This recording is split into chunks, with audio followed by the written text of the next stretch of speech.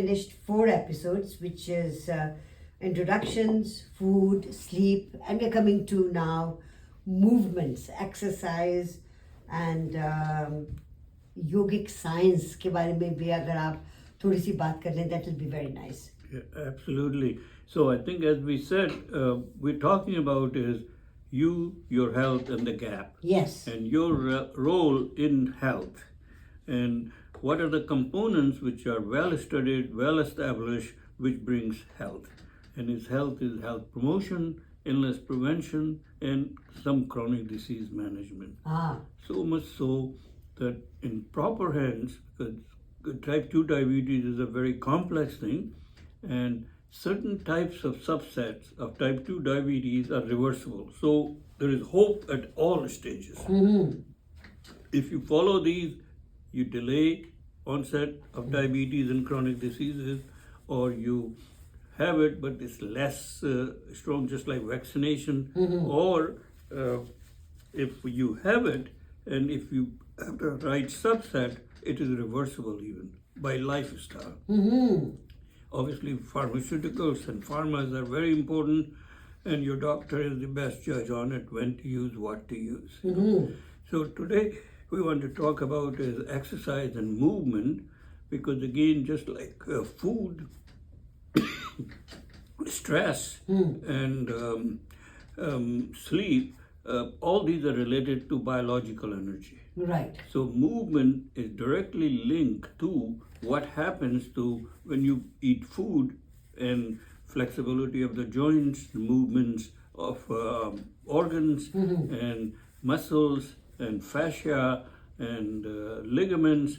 They all helping you in better metabolic machinery. So that's why you need to maintain a movement. For example, if you don't do much exercise, your bones or joints get very rigid, then you have pain or inflammation with it, and that's no fun. So everything slows down. Body starts to react. So you want to keep healthy that way.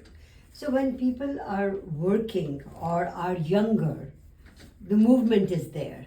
When people get older, the movement reduces a little bit, maybe because we put on a little bit of weight, or maybe it's the type of lifestyle that we have, sedentary, we are not moving a lot. So exercise in that particular case comes in very handy. Should it be done, then exercise should be a part of our life.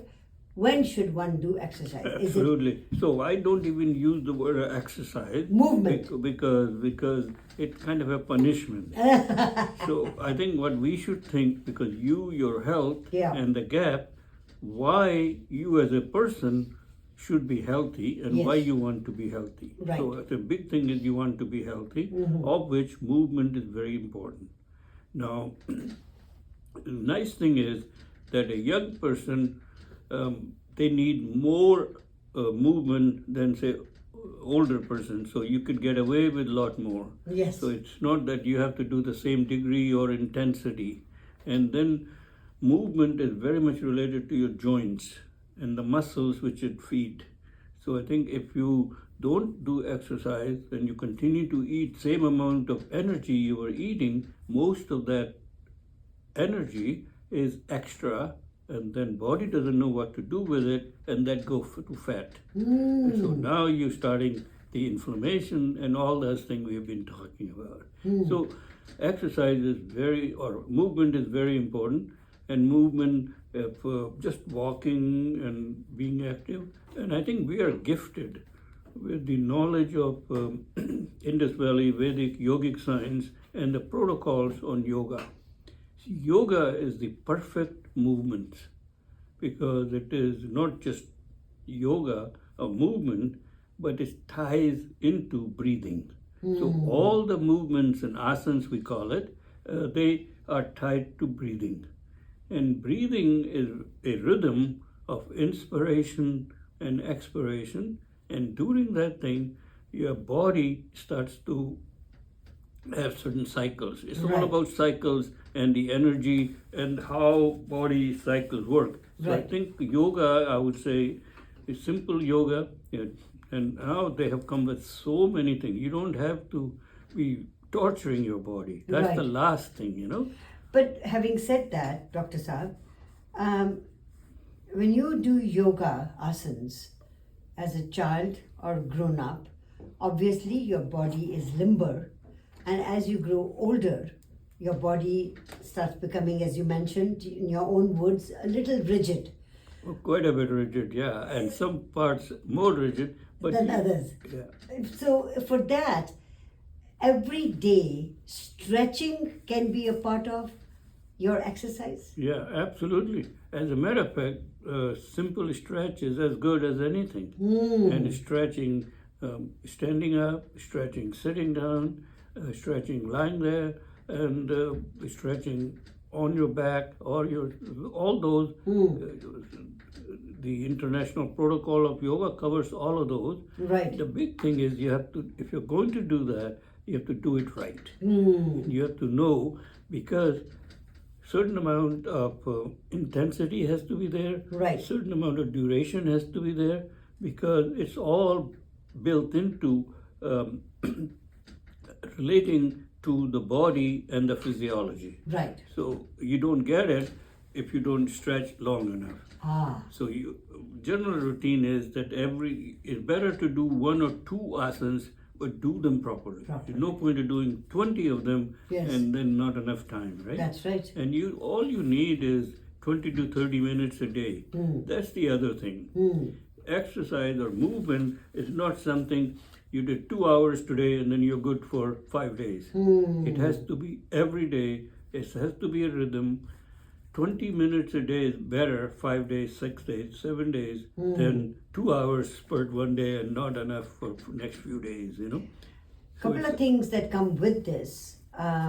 People get onto running a lot and doing 5K and 10K, whereas I personally feel that if they walked every day instead of running, that might give you the same result. So I think there are two different things, right? Yes. We are talking about the physiological need of the body to Yes. be healthy. Yes. The other is sense of achievement and going and doing something which you want to do. So I think long runners, marathons, and all the athletes, they're doing Lord that at that level more to meet certain goals in the life. You don't need that to be healthy. You know? Basically, all you need is, especially you grow older, and other thing, Shushma ji, is it's very important. It's not like, yeah, I do this, but I don't have to do this. Right. All four elements we talked about, you have to be with them, and you have to be consistent, and you have to be persistent. So movement, the big trick is every day. And make it a habit. Yeah, exactly. And simple things. Yeah. If you decide 20-minute walk in the woods, that's good. I've now got into real asanas and pranayams and rhythm of that, and it tough and you feel, but it has to stay with it. And there's so many programs now, so you could do them at home. You don't even have to leave home. No. And a Zoom. And I'm subscribing, besides, as you know, Nutanji have the Arogya program, but I subscribe to a program which comes from India, and it's fantastic. Has very flexibility. He records it and then plays at least 6 times, different times, so it suits you. And for me, 4:30 in the morning is the best. And I think I'm on, I just started 200 days ago, and I'm on 200 days now. Wow, that's fantastic. I also want to bring in here another aspect of movement. And apart from yogic postures and your movement in that aspect, Tai Chi is another one that gives you the same kind of results. Any of those, and as a matter of fact, it all depends on the individual. The main thing is that you like it, you enjoy it, and you're doing it to be healthy, and you're determined. Whatever it is, you should do. Tai Chi and then other traditional Chinese. Yes. And even in India, beside yoga, they have others, and Right. Arabian population has there. So they all have it. And now we also have exercise machines. That's and right. So some people like that, you know. So whatever you at this stage or the stage you're at, you like, most important message is you need movement. It's part of health. It's part of exercise. And be consistent, be persistent. Dr. Saab, I also wanted to find out from you, you talked about doing movement. You said also that keep it in a habit of doing it at the same time. Should it be done once a day, twice a day, 3 times a day? Well, again, it depends on your lifestyle, depends on the opportunities. And if you are using yogic science to do this, the beauty of yoga is you do it when it's convenient. So you do some, still you haven't got out of the bed, you could do them. Yes. And some you're sitting and then you could do it. And there are protocols, and I think make sure you learn from the right teacher. Right. The important thing, yogic science is you have to do it right. Yes. When you're stretching, there is a way to stretch. That's right. And it has to rhyme with your breathing. Yes. Because otherwise, you don't get the beneficial effect. Because what it's really doing is, besides providing physical mobility, besides providing muscle relaxation, besides providing flexibility in the body, it's also giving you emotional support. Right. And it also working on breathing, especially the pranic energy, which also makes the move go. You know, we're talking about physical movement, but body, as we know, has a lot of movements. Gas moves, and all you have to do is the blockage of the gas, and you feel the pain, you know? Yeah, that's right. And the fluids moving. Yes. So not only bones and joints have to move, Right. but everything in the body has to move. Okay. And that is greatly helped by certain amount of exercise or movement.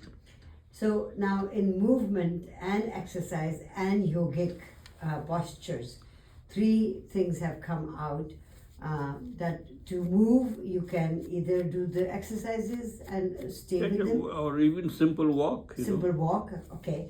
Now, apart from all this physical movement that we are talking about, how does that physical movement help us with our health? What is it doing? Yeah, there is a direct relationship, as I said. Yeah. Because when you're doing movements, body is, again, if you want to think of it, 3 components. Right. Physical or physiology or physics. Yes. So the waves and energy and frequencies which interconnects the body. And movement does that. And when you move, you have different bodies. And in yogic science, at least, because you relate it to breathing, so now you're taking it a different level, so that's how it helps. Biochemically, moves creates a different metabolism, so you don't get fat, and your muscles are strong, and your proteins, that's why it's everything related. You have to have enough proteins, you have to have enough carbohydrates, you have to have enough fat.